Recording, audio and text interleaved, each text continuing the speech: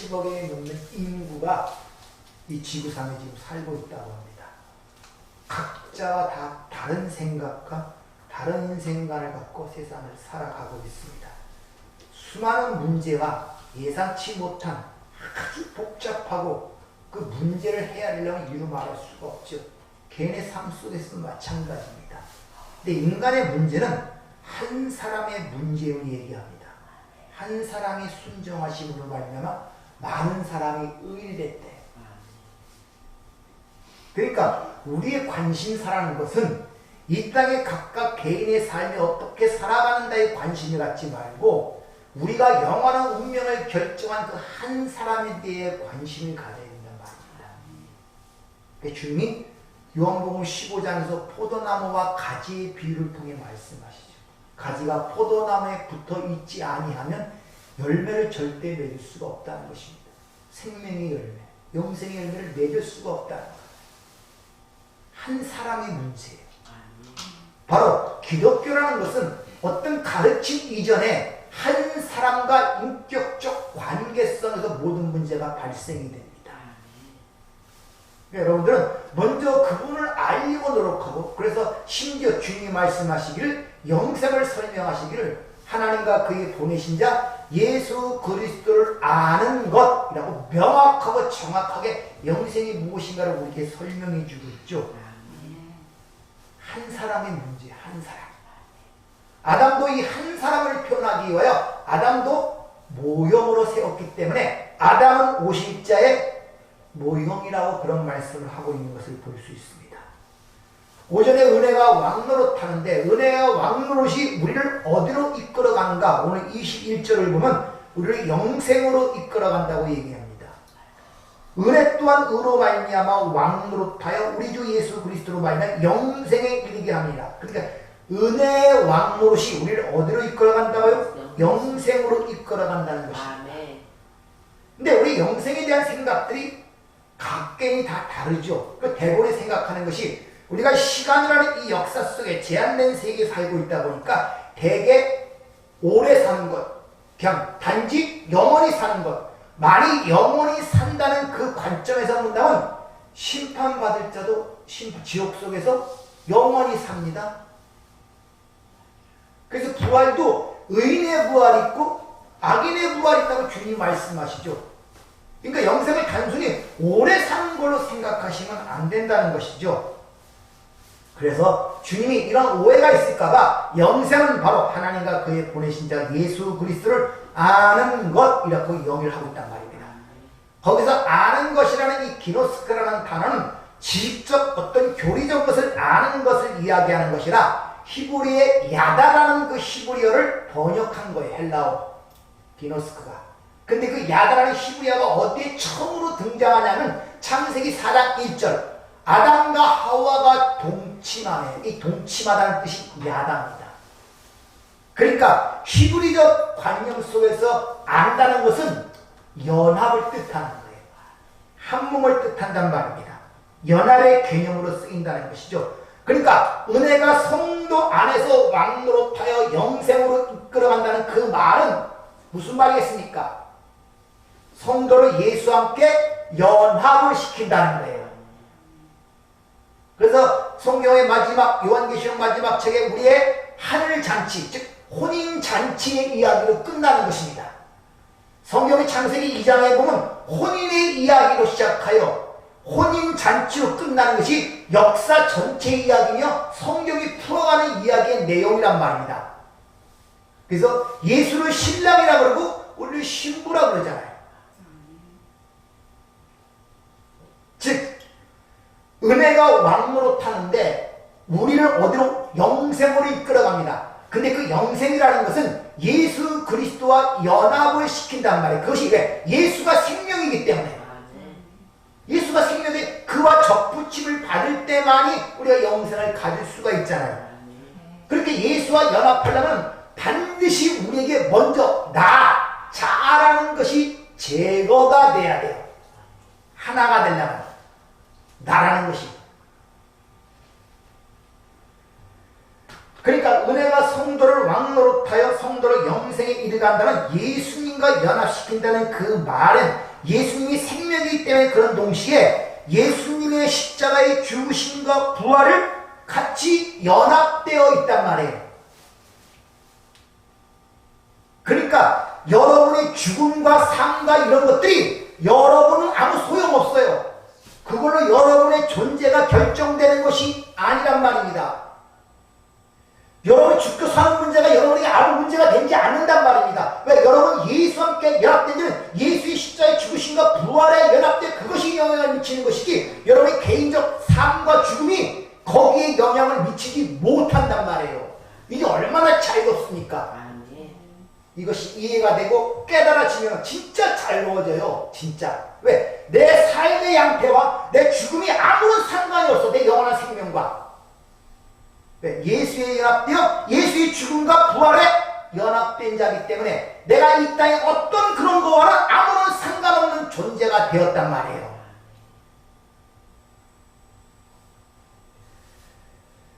그래서 주님께서 하시는 말씀이 너희가 나를 떠나 사는 것은 다 무가치하다 그러는 거예요. 니들이 삶과 죽음이라고 생각하는 모든 것들은 다 아무런 의미가 없다는 거예요. 그들이 너희들의 인생과 너희들의 운명을 결정할 수가 없다는 그런 말이란 말입니다. 이같이 하나님과 연합되어 들어가는 것이 영생이라면 결국 은혜가 성도 안에서 왕노릇한다는 말은 선악과를 따먹고 선해가 주체자가 되고 판단자가 된 나를 뭡니까? 죽이는 일을 한단 말이에요. 은혜가 왕노릇한다는 것은.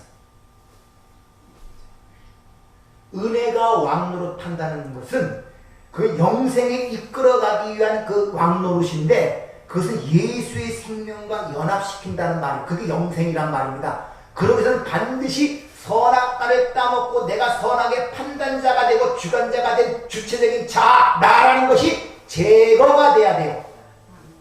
그 은혜의 왕노릇을 우리 안에서 지금 그 일을 하고 있는 거예요. 다시 말하면 자기 부인을 시켜내고 자기 십자가의 길을 걷게 한다는 것이 은혜의 왕노릇이란 말입니다.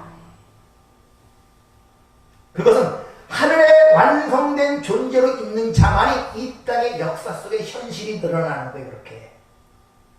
그걸 동시에 여러분들이 이 땅에서 체험하고 경험하는 거예요. 그래서 거기서 은혜를 깨닫고 그분을 찬송하도록 하는 것이 신앙생활의 목적이란 말입니다. 신앙은 생활이라고 했죠. 믿음은 생활이에요. 그러니까 여러분의 믿음이라는 것은 생활 속에서 그게 보여지고 깨달아지는 것입니다. 그래서 모든 마무리, 우리가 믿음으로 말미암아 모든 세계가 하나님의 말씀으로 창조되었는 일을 안다는 그 말은 여러분의 믿음 생활, 신앙 생활이 하나님의 말씀에 모든 게 주관된다는 걸 알고 깨닫는다 이런 말이에요.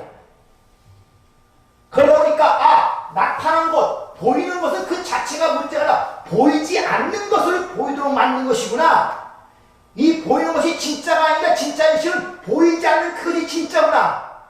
이걸 깨닫게 되고 보이는 것은 잠깐이요. 어떤 걸 보여주고 가르치기 위한 모형과 교보제로 주어지는 것이지 그것이 영원한 것이 못함을 깨닫게 된단 말이에요. 그래서 지금 내가 보이는 이 장막집, 이 육신도 잠깐 있는 장막집이구나. 이게 무너지는 순간에 하나님이 나의 집이 또 있구나를 깨닫고 오히려 그것을 사모하게 된다는 말을 고린도후서 5장에 이렇게 얘기하는 것입니다.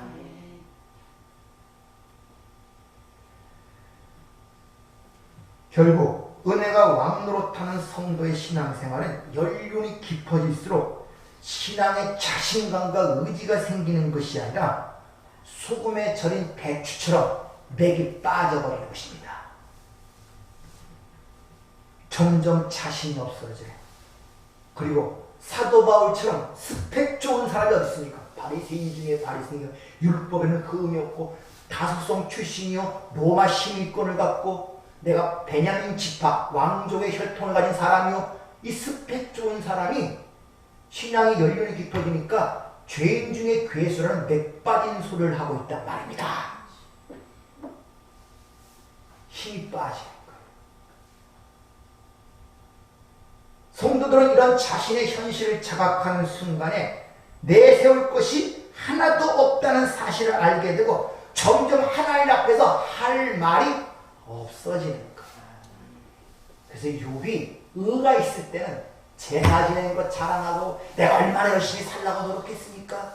얼마나 하나님께 따지거든요. 내가 과부를 위할 수 있습니까? 고아를 위할 수 있습니까? 내가 그 처처가 있으면 아침대로 제사 드리고. 근데 왜 내 삶 속에 이런 문제가 나타? 차라리 나를 태어나게 하지 마시죠. 이렇게 따지려다가 창조의 하나님이 그에게 나타나서 그에게 말하자, 내가 무지한 말로 이해하지 못한 일을 볼까? 이제부터 티끌을 쓰고 회개하고 내 입을 닫겠나이다. 이렇게 되는 거예요.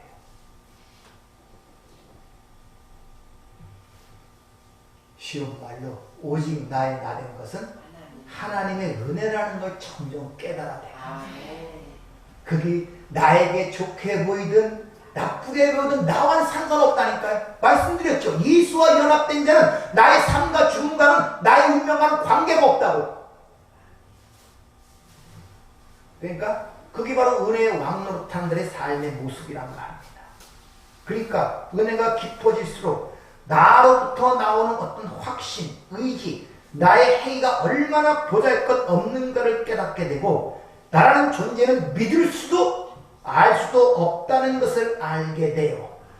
나를 믿을 수가 없어요. 내 자신을 알 수가 없어요.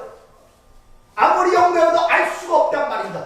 전혀 어떤 마음이 속에서 드러나고 어떤 상황 속에서 전혀 생각지도 않은 내 자신이 보이고, 도대체 저기 어디 숨어 있었지? 나도 이런 면이 있었나? 놀랄 때가 한두 번이 아니지 않습니까?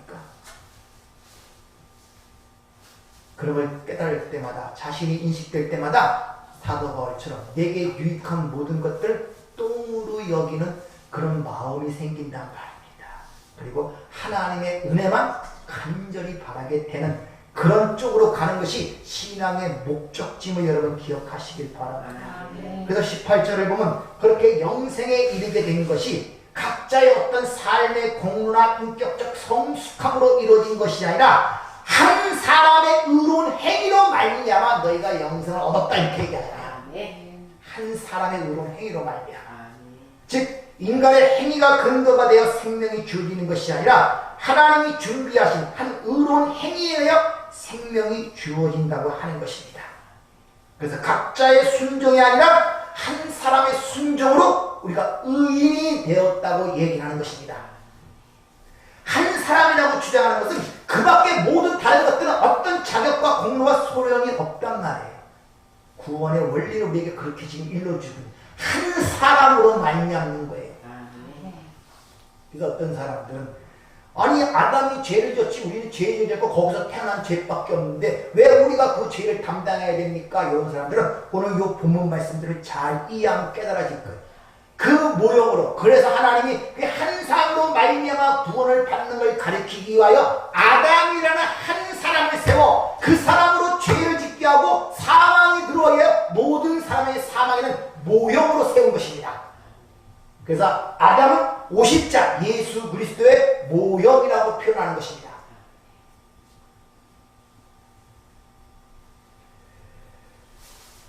이같이 우리 성도는 하나님의 영광을 위하여 창조된 것이고 십자가에 보여진 하나님의 은혜와 사랑을 확증하고 빛내기 위해 이 땅의 도구로 살아가고 있단 말입니다. 그래서 그들을 그리스도인이라고 하는 거예요. 그 이름을. 그리스도에 속한 자, 그리스도에 연합된 자. 그래서 우리가 잘 아시는 소유문답 제1문, 인간의 제일 되는 목적이 뭐냐? 하나님을 영화롭게 할 뿐만 아니라 그를 영원토록 즐거워하는 것이라고 답변을 하고 있죠. 이치를 말해야 돼요. 성도들은. 이같이 역사와 인생은 하나님 나라의 완성은 오직 하나님의 능력으로만 완성이 되고 그 사실을 우리가 깨달아 인식하여 증명하고 동시에 모든 피조물들의 불가능함과 무력함을 확증하며 인정케 하는 수단과 도구로 당신의 백성들이 지금 사용되고 있는 것입니다. 그래서 사도 바울처럼 어떨 때는 망골의 찌꺼기처럼 세상으로도 취급받기도 하고 맹수와 싸우기도 하고 거의 사망에 이른 것처럼 처하게도 되고 그런단 말이에요.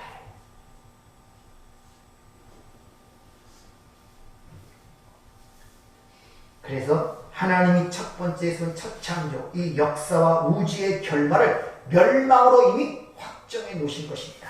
베드로후서 3장 7절 이제 하늘과 땅 그 동일한 말씀으로 불사르기 위하여 보존하신 바 되어 경건하지 아니한 사람들의 심판과 멸망의 날까지 보존하여 두신 것이다. 불사르기 준비하고 예비된 불로 심판하기 위하여 지금 보존하신 바 되었다고 해요.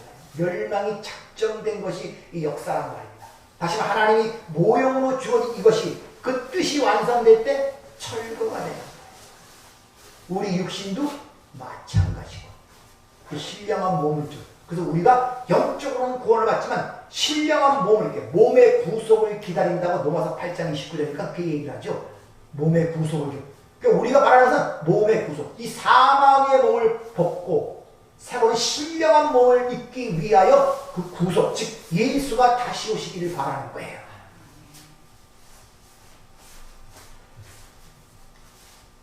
그러니까 이 역사와 처음 하늘과 처음 땅은 심판과 멸망으로 지금 향하고 있다는 거예요. 세상 사람이 생각하는 것처럼 고집 꼭대기에 올라가는 것이라 멸망과 심판을 향하게 하고 있단 말입니다. 그리고 너희가 뱀의 지혜를 받아 살아가는데 한번 열심을 내서 너희들의 지혜로 한번 건축물을 세워봐. 역사 속에서 내버려 둔 거예요. 그리고 너희들의 그러한 노력이 어떻게 끝나는지를 너희 눈으로 봐. 이것이 흥망, 성쇠, 생로, 병사라는 사자성어로 역사 속에 체험된 결과로 나타났음에도 불구하고 인간들은 그걸 인정하지 않는단 말이에요. 그래서 위대한 문명을 자랑하던 바벨론, 수메르, 애국, 페르시아, 로마 역사 속에서 잔해한 앙상한 유적물만 남아있잖아요. 그걸 통해 지금 가르치고 있는데 역시 그게 무너뜨리면 또 세우려고 부단히 노력을 하는 거예요. 여기 어떻게 보면 시지푸스의 신화처럼 저어줍니다. 끝까지 올라서 꼭대기에 돌을 올려놨더니 올려놓으면 또 툭 떨어지네. 그럼 또 그냥 또 툭 떨어지고. 우리 인생들이 그런 상황을 지금 반복해가고 있단 말입니다.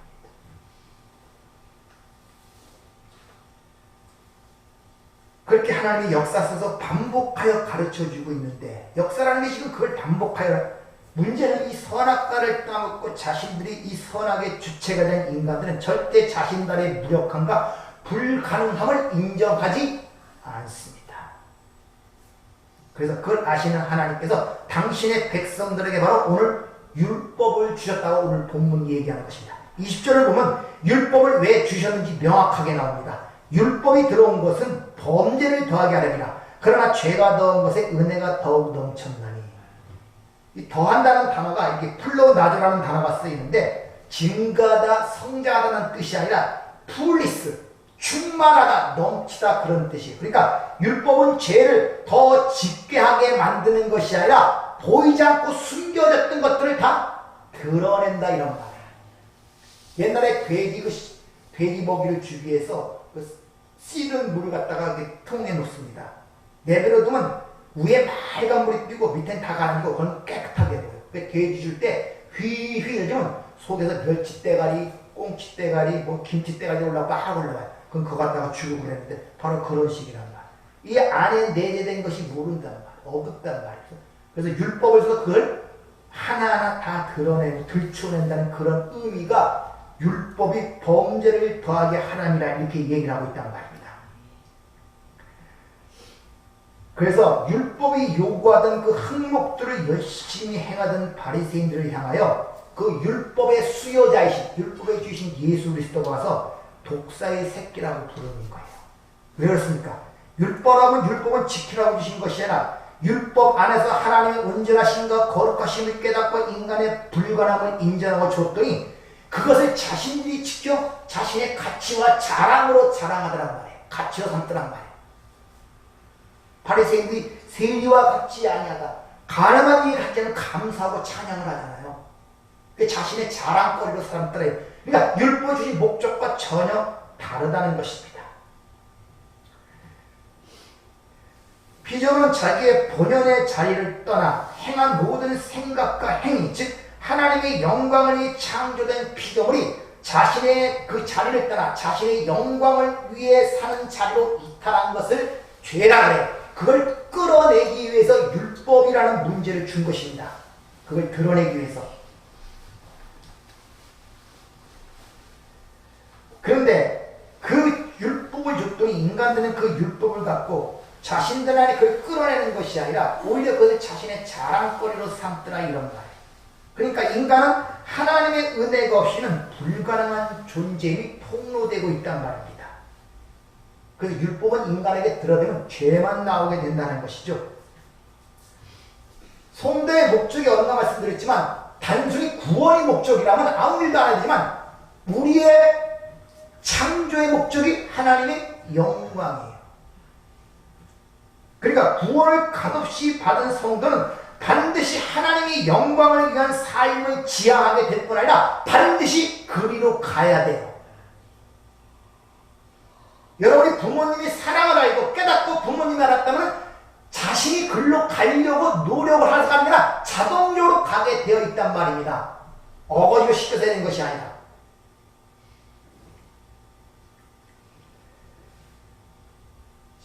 로마서 5장 13절에 보면 이런 말씀이 있죠. 율법이 오기 전에도 죄가 있었는데 죄를 죄로 여기지 않았다 이렇게 얘기합니다.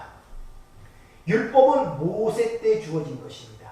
시내산에서 십계명으로. 그 전에 여러 가지 규명도 있지만 그러면 그 말은 모세 이전의 죄는 죄로 여기지 않았다는 말이거든요. 그러면 모세가 율법을 주기 전에 죄는 죄로 여기야 한다. 그때 율법이 없었느냐? 있었어요. 모세가 태어나기 전 BC 약 1800년경에 그 유명한 바벨론 함무라이 법전이라고 들어보셨습니까? 함무라이. 거기에 보면 간, 도적, 살인, 거기 죄에 대한 것과 죄에 대한 형벌이 자세하게 나와 있습니다.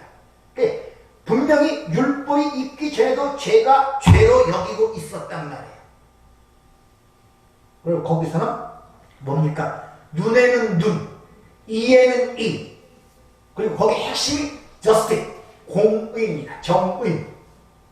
율법에 다 똑같이 우리 율법에 나오는 것도. 그래서 어떤 사람들은 이런 걸 보고 바벨론의 그 법을 느껴서 율법을 주었다 이렇게 얘기하는 사람도 있습니다. 그러나 다른 의미를 갖고 있는 거예요. 그러니까 율법이 가입하기 전에 죄를 죄로 여기지 않았다는 그 말은 율법이 밝히고자 하는 그 함무라이 법전처럼 윤리 도덕적 사회 법의 잘못을 밝히려는 것이 아니었단 말이에요. 하나님이 당신의 백성들에게 준 그 율법은 세상의 법처럼 어떤 윤리도 좀 나쁘게나거나 사회법을 지키는 것을 드러내어 형벌하기 위해 주어진 법이 아니란 말이에요.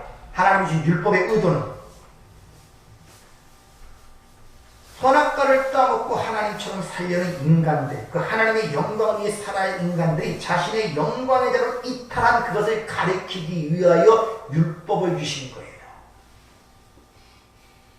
그러면 그걸 갖고 그걸 깨달아야 되는데 오히려 그걸 갖고 자신의 영광을 드러내잖아요. 나는 바리새인과 같지 않습니다. 가늠한 여인과 같지 않습니다. 이게 인간들의 실체고 그 당시에 하나님의 율법을 지킨다는 바리새인들의 실체. 이것이 바로 마귀라는 의미에서 너희 아비 마귀다 이렇게 얘기하는 것입니다. 그러니까 인간들은 하나님이 주신 율법을 세상법인 함무라이 법전처럼 생각해갖고 오전에 말씀드린 것처럼 동양으로 말하면 명심보감으로 생각해갖고 그걸 지키려고 애를 쓰는 것이란 말입니다. 하나님의 말씀. 그래서 그 율법의 수요자이신 바로 예수님께서 이 땅에 내려오셔서 그걸 통하여 자신의 의를 쌓고 있던 그 유대주를 향하여 독사의 새끼야 이렇게 경고를 하신 것입니다. 따라서 성도는 그런 율법을 받을 때 올바로 받게 되면은 내가 죄인 중에 괴수 맞습니다 라는 그 자리로 내려가게 되는 거예요. 그래서 다메섹 선상에서 주님의 영광을 보기 전에 사울이었던 그 바리새인 중에 바리새인, 율법에 흠이 없던 그가 주님의 영광을 보고 주의 생명을 갖고 올바르게 이야기한다. 내가 바로 죄인 중에 괴수입니다. 제대로 율법의 의미를 깨달은 거예요. 그래서 내가 죄인 중에 계시다. 이 죄인을 구원하시고 오셨다는 이 말씀을 받을 많은 자는 받을 너무나 기쁘다는 것입니다. 자기 그런 실상을 깨달을 때 그 죄인을 구원하기 위하여 주께서 임하셨다는 말이 너무나 감동적으로 들리기 때문에 쭉 나열하다가 갑자기 막 그런 자기 솟구치는 감사함과 찬송이 갑자기 성령에 등장하는 것입니다. 그렇게 깨닫는 상황 속에서 성도가 붙들어야 할 것은 하나밖에 없어요. 이제 하나님의 긍휼하심과 은혜밖에 붙들 곳이 없단 말입니다. 그래서 죄가 넘치는 곳에 은혜가 더욱더 넘친다는 그런 내용이 여기에 기록된 것입니다. 영생은 하나님과 그의 보내신 자 예수 그리스도를 아는 것이라고 분명히 주님께서 정의를 해주시죠. 그리고 그 말 앞에 우리는 항복을 하는 거예요. 그 말 앞에. 그것이 우리의 신앙생활이고 그것이 바로 은혜의 왕노릇이며 필연대로 은혜의 왕노 속에서는 내가 죽고 내 안에 예수만 드러나는 삶으로 나아갈 수밖에 없어요. 구약의 마지막 선지자였던 세례 요한이 죽을 때 뭐라고 했습니까? 나는 쇠하여야 하고 그는 흥하여야 한다. 이것을 여러분이 꼭 기억하시길 바랍니다. 따라서 우리의 구원이라는 것은 열심히 달려서 구원받는 것도 아니고 간절히 원해서도 구원받는 것이 아니란 말입니다. 오직 하나님의 은혜와 긍휼하심만이 우리의 영생의 근거가 된다는 것을 이 역사 속에서 처절하게 배우고 깨달아 그 은혜를 찬송하며 가는 그런 것이 복된 인생이고 하나님의 뜻 가운데 하나님의 이끄심을 받는 하나님의 백성들의 복임을 깨달으시길 바랍니다. 여러분 삶 속에 어떤 문제가 드러날 때 한 사람으로 말미암아 주어졌다는 것을 잊지 마세요. 내 삶이 어떻게 일어나든지 그것은 하나님의 어떤 작정 속에서 뭘 가르치고 뭘 만들게 한 준비의 상으로 보여주는 것이지 결코 우리 영원한 운명이 좌우되는 것이 아님을 꼭 기억하시고 여러분 거기서 흔들리지 마시고 또 일어나시면 돼요. 힘들면 가만히 앉아있어요. 일으켜줄 때까지. 하나님이 답답해 움직이지 우리가 답답해 아무 소용없습니다. 그래서 소금에 절인 배추처럼 푹 빠져서 있으면 하나님이 찾아오셔서 우리에게 힘을 주시고 새 힘을 준다. 여러분이 그럴 때 신앙생활 좀 더 자유한 가운데 살아갈 줄 믿습니다. 은혜롭고 자비로우신 아버지 하나님, 우리의 모든 관계는 이 한 사람으로 말미암습니다. 이것이 진정 깨달아질 때 얼마나 많은 삶의 무거운 짐들이 깨끗하게 벗겨진 줄 모릅니다. 맞습니다. 내가 이 땅에 사는 삶, 내게 닥치는 죽음은 나와 아무런 상관이 없습니다. 우린 예수와 연합되어 이미 영생을 가진 자로서 이제 그 주어진 것이 내가 어떤 실체이며 어떤 가운데 그것이 나에게 부어진가를 깨달아 그 하나님의 은혜를 감사하며 찬송하는 이런 삶이 되도록 우리를 인도하여 주시옵소서. 예수님 이름으로 기도하옵나이다.